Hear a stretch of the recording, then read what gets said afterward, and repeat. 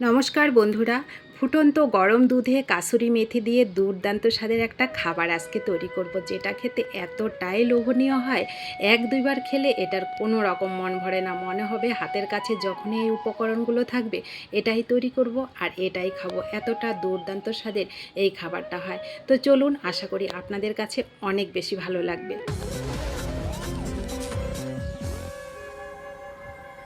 তো এটা তৈরি করতে আমার প্রথম উপকরণ লাগবে হচ্ছে দুধ। আমি আধা লিটার দুধ নিয়ে নিলাম। দুধটাকে উনুনে বসিয়ে গরম করতে বসিয়ে দিলাম।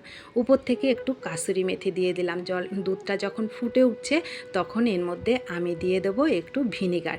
আপনাদের কাছে যদি ভিনিগার না থাকে লেবুর রসও কিন্তু দিতে পারেন। এই কাসুরি মেথি দেওয়ার জন্য এই খাবারের স্বাদটা সত্যি অসাধারণ হয়। যেমন ফ্লেভার তেমন স্বাদ হয়। তো দেখুন, আমি ভিনিগার দিয়ে এটাকে ছানা কেটে নিলাম। এবার ছানাটাকে জল ঝরিয়ে আমি এই যে একটা পাত্রে নিয়ে নেব। তো এই ছানাটা কিন্তু খুব সুন্দর হয় এই নাস্তাটা এইভাবে তৈরি করে নিলে। তো এর সঙ্গে আমি অ্যাড করছি হচ্ছে সোয়াবিনটাকে আমি আগে গরম জল করে ধুয়ে পরিষ্কার করে নিলাম, একেবারে গ্রেট করে নিয়ে নিয়েছি। 100 গ্রাম সোয়াবিন এখানে নিলাম।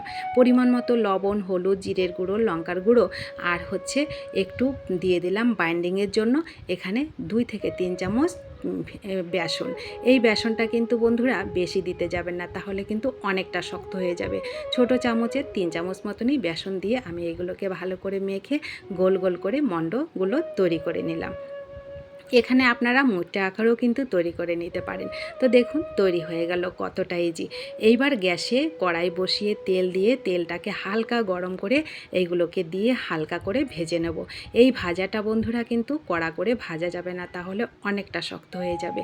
তো দেখুন, আমি হালকা করে শুধু একটু এদিক ওদিক করে উল্টে পাল্টে হালকা ব্রাউন কালার করে এগুলোকে ভেজে নিচ্ছি।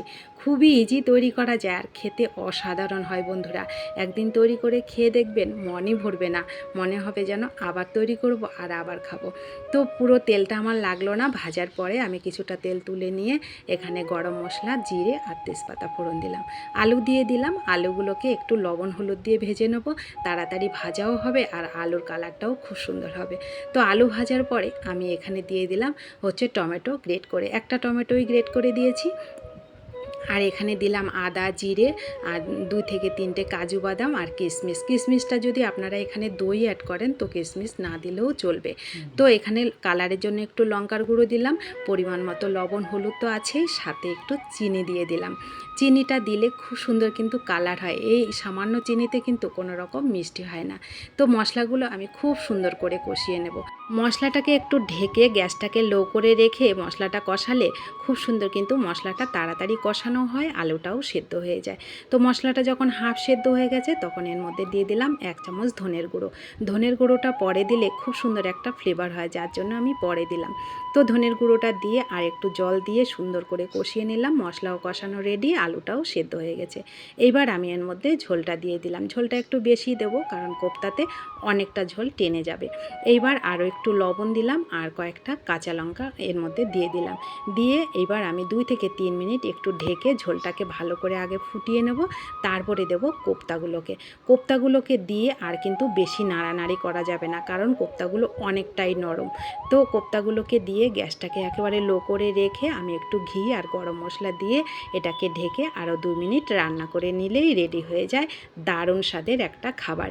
অবশ্যই কিন্তু আপনারা তৈরি করে খেয়ে দেখবেন কতটা সুস্বাদু এই খাবারটা। বিশেষ করে নিরামিষ দিনে যদি আপনারা এই খাবারটা তৈরি করে নেন, কোনো দিকেই আর তাকাতে হবে না, কতটা সুস্বাদু তখনই বুঝতে পারবেন। তো রেডি হয়ে গেল দারুণ স্বাদের একটা খাবার। কেমন লেগেছে এই সুন্দর ভিডিওটি কমেন্ট করতে কিন্তু ভুলবেন না। ভালো লাগলে অনেক অনেক শেয়ার করবেন আর সাবস্ক্রাইব করে পাশে থাকবেন যারা নতুন বন্ধু আছেন। আর যারা আমার সব সময় পাশে আছেন তাদেরকে অসংখ্য ধন্যবাদ ও ভালোবাসা। তো দেখুন কতটা নরম আর সফট। তো দেখা হচ্ছে নতুন কোনো রেসিপিতে।